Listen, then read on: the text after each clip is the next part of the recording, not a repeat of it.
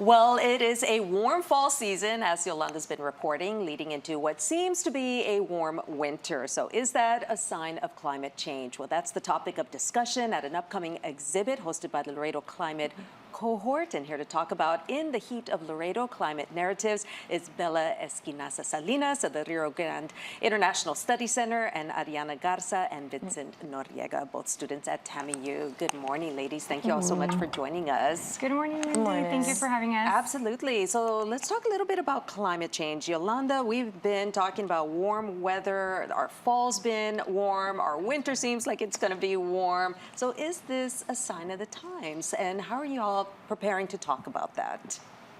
Well, climate change isn't new. So what we're trying to do here is trying to get exposure to the community of Laredo, especially since our civilians here, a bunch of us are do the ranch life or even just walking distance, commuting, walking from the grocery store to your vehicle. We're sweating, we're drenching already.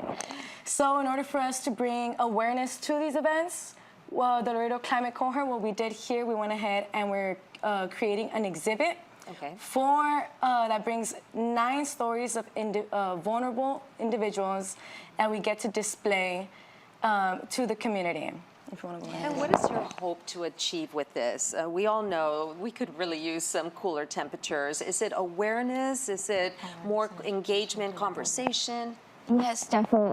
It's awareness and bringing, like you said, like bringing this conversation up, because a lot of Laredoans, they don't have a lot of knowledge on this kinds of topics. It doesn't really relate to their day-to-day life, like in their conversations, you're used to it. But we really want people to hear these stories and understand, like, wow, this does relate to my life, actually.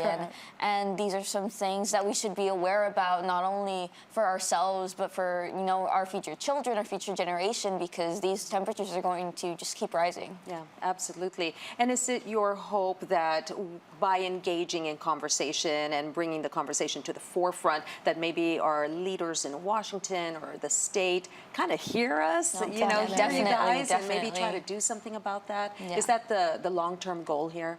It is definitely the long-term goal. What is amazing about this program, the Laredo Climate Cohort, is that we're bringing in the youth and we're trying to make it go viral. We're trying to make sure our voices are heard within the community of Laredo, within the state, and national-wise. So we're really using all of the social media platforms, all the voices that are possible, and really trying to spread the word.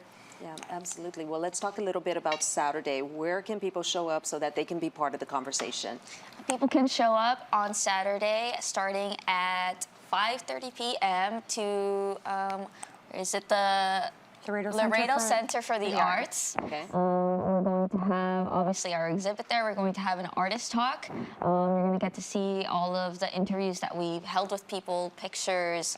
Their stories as well. On how the heat has affected them. Correct. Yes. As well as some island heat maps, some scientific data that has been collected within our own community. So people can say that it is happening here at real time.